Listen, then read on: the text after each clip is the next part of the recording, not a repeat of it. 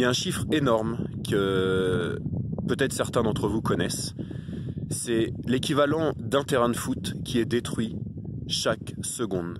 L'équivalent d'un terrain de foot de forêt détruit chaque seconde sur Terre.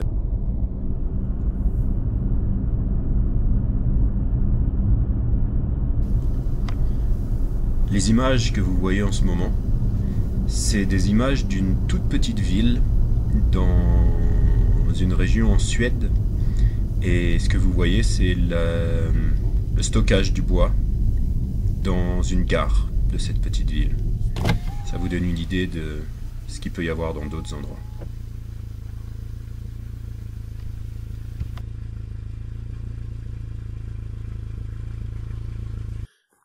Alors aujourd'hui, une vidéo pas très réjouissante. J'ai parlé dans plusieurs vidéos de certains projets de l'association avec laquelle je travaille pour protéger la nature et l'environnement. On a déjà supporté pas mal de projets, dont une association qui s'occupe de protéger les forêts anciennes en France. Parce que quand on parle de déforestation, c'est pas tant que les gros problèmes que ça crée au niveau de l'eau et puis de la nature et autres, et du sol qui retient pas l'eau, des arbres qui ne vont pas également retenir l'eau et redistribuer, mais également la biodiversité. Et souvent on oublie, parce qu'on pense que ce n'est pas un problème si on fait ça de manière saine, de faire de la déforestation et puis de replanter des arbres. Mais déjà, un arbre, ça met 30-40 ans à pousser selon la taille. Et donc, un petit arbre ou une graine, ça va mettre beaucoup de temps à avoir les mêmes effets qu'ont les arbres de 30 ou 40 ans. Mais surtout, quand on ne laisse pas une forêt vieillir, eh bien, il y a toute une biodiversité qui ne se fait pas. Il y a la création du sol qui ne se fait pas. Quand les arbres et les feuilles et les branches se décomposent au niveau du sol, eh bien, tout ça, ça ne se fait pas. Et il y a toute une vie bactérienne et de certains animaux qui ne peut pas se faire si la forêt ne vieillit pas normalement. Et voilà, et comme d'habitude, je voyage et je suis dans différents endroits dans la nature la plupart du temps. Et voilà ici, dans les montagnes, vous voyez là, il y a des arbres qui ont été découpés. On voit déjà que ça abîme le sol énormément, tout ce qui a été fait, pour amener les arbres, les branches, tout ça là-bas. Et on voit ici, dans les montagnes en Suisse, vous voyez là, il y a les petits bouts de forêt qui restent sur le bout des collines. Mais tout le reste des collines, en fait, tout ça c'était de la forêt, ça a complètement été détruit, déforesté. Alors je vais vous montrer autre chose juste en haut de cette colline. Et voilà les images tristes d'une petite partie de forêt où j'allais marcher il y a encore quelques jours, qui était complètement ombragé. Ça faisait un petit chemin super sympa ici, parce qu'il y avait des arbres de ce côté-là, à gauche et à droite, et on voit que tout a été complètement détruit. Il y a des arbres qui sont tombés là-bas, je ne sais même pas s'ils vont les récupérer, parce qu'ils sont au fond de la colline. Les branches, ils les laissent partout, tout le temps. Voilà, même si on est en Suisse, qui est un pays assez développé, qui respecte les règles, etc. Je sais pas trop si... Voilà, ici on voit même, ils ont défoncé le panneau de randonnée. Bref, voilà. Donc pourquoi je vous montre ça? Parce que je suis extrêmement sensible à la nature, à la protection des animaux et de l'environnement. C'est une des raisons pour lesquelles j'ai créé l'association avec laquelle je travaille.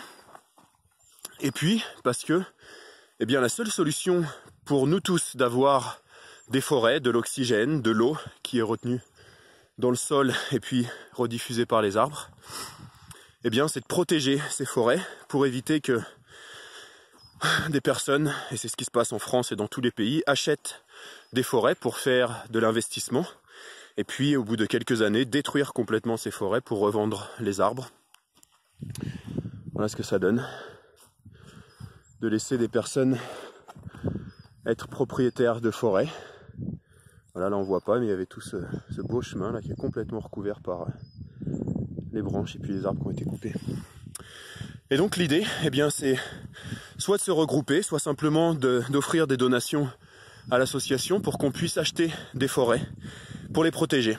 Hein, on n'en fera rien, c'est pas fait pour vendre le bois, c'est pas fait pour le découper, c'est pas fait pour servir quelque intérêt économique, mais ça permet bien simplement de garder nos forêts intactes. Et puis, pour le plaisir de toutes et tous, de pouvoir aller dans la forêt se promener, se ressourcer, se réénergiser, ce qui devient de plus en plus difficile en France et dans beaucoup de pays, comme ici, vous le voyez. En Suisse, comme je vous disais, il faut grimper au haut de la montagne pour avoir un petit morceau de forêt tout petit. Et puis partout, ça a été complètement détruit. Donc voilà, et puis pour toutes celles et ceux, alors il y a des associations qui s'occupent de, en France, de récupérer les forêts pour y vivre. Alors, c'est pas complètement légal, il y a des moyens de détourner ça, mais on peut aussi simplement se dire que toutes les forêts qu'on va protéger, ça peut servir d'habitat à des personnes qui veulent simplement y passer quelques jours, mettre une tente, peut-être des cabanes dans les bois, et voir ce qu'on peut faire avec ces forêts également. Voilà, donc si vous avez envie, si vous êtes touché par cette vidéo, par l'environnement, par le fait de protéger la nature, et puis d'avoir des lieux où vous allez pouvoir vous ressourcer encore. Il y a au Japon une nouvelle thérapie qui est de faire des bains de forêt. Et en fait, ils se sont rendus compte qu'il y a des énergies particulières dans la forêt, que les arbres, la nature, nous apportent un certain type de vibration et que ça soigne mentalement, physiquement. Et donc voilà, on va perdre ça aussi si on laisse toutes ces entreprises et ces personnes acheter des forêts pour les détruire. Donc écoutez, j'espère que vous avez une certaine sensibilité pour ça. N'hésitez pas à nous envoyer vos donations et préciser que vous voulez que ces donations soient utilisées pour protéger la forêt. Elles seront complètement utilisées pour ça.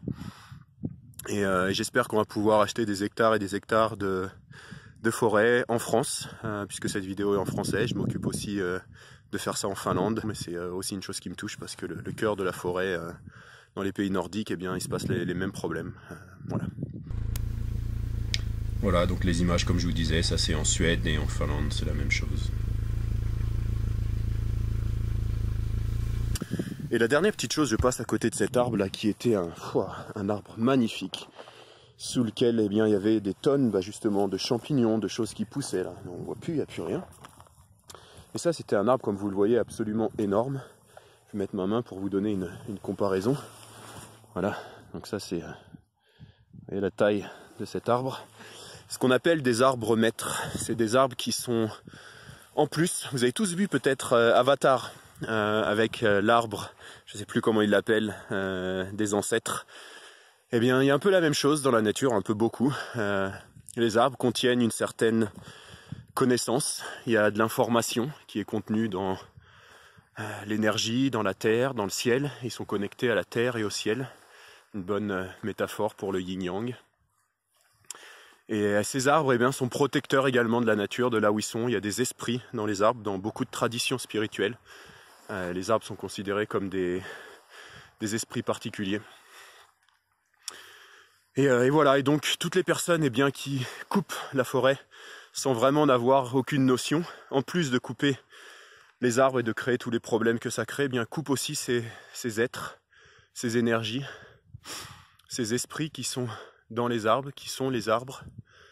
Et au niveau spirituel, c'est également quelque chose de très négatif pour les personnes qui font ça, pour la terre, pour le lieu où les personnes vivent ou pour les forêts particulières qui sont découpées, détruites.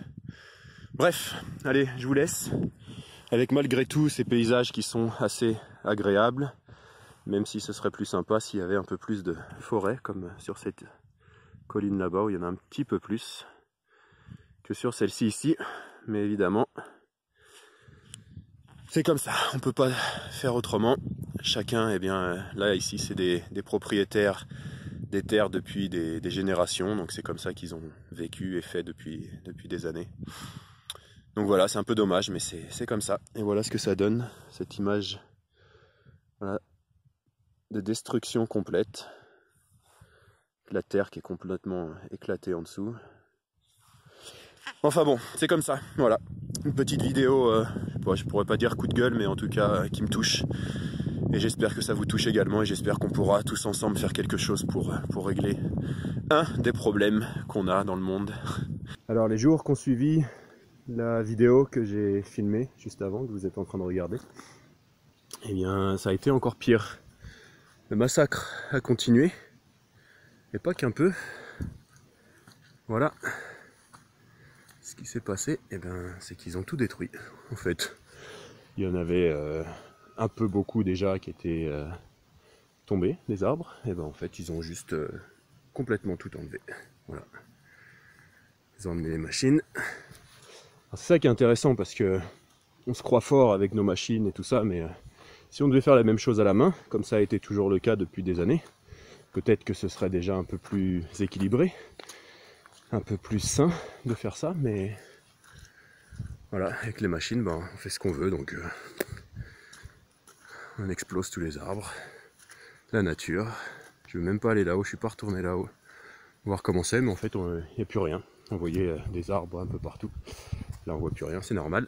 Voilà. Où sont les arbres? Magnifique. Merci les êtres humains. Certains. Bref. Allez. La vie continue. Il y a un chiffre énorme que peut-être certains d'entre vous connaissent. C'est l'équivalent d'un terrain de foot qui est détruit chaque seconde.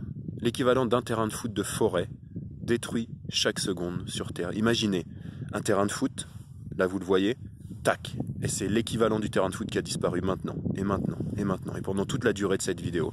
Elle doit faire une dizaine de minutes la vidéo. Eh bien ça va faire 60, 600 secondes, 600 terrains de foot qui ont été détruits là, sur simplement le temps de cette vidéo. C'est absolument hallucinant. Bref. Allez, je vous laisse. Je vous souhaite une bonne journée. Je vous dis à très bientôt et faites attention à la nature. Pour nos enfants. Nous, notre génération, peut-être que c'est moins important. On vivra encore peut-être à peu près correctement. Et encore, il y a beaucoup d'estimations qui montrent que ce soit par rapport au réchauffement et par rapport aux problématiques de l'eau. Et une des grosses problématiques de l'eau, elle est liée justement à la forêt. Et bien qu'on va avoir des gros problèmes dans beaucoup de pays, même les pays civilisés occidentaux, avec l'eau. Mais pour nos enfants, il y a de grandes chances que si on ne fait pas quoi que ce soit, ben, ça va être encore pire. Voilà. Alors après, c'est aussi la nature, c'est comme ça, hein, la nature apparaît, disparaît, il y a des cycles. Mais si on peut éviter au niveau de l'être humain d'amplifier ça et d'exagérer et de créer plus de problèmes que ça ne peut créer, ce serait pas mal. Voilà. Allez, je vous souhaite une belle journée, je vous dis à très bientôt dans une prochaine vidéo. Dis au revoir. Oh, tu es fatigué toi. Salut YouTube. Bye bye YouTube. Tu leur dis? Faites attention pour moi s'il vous plaît. Moi j'aimerais bien avoir de l'air frais et de l'eau. Tu leur dis?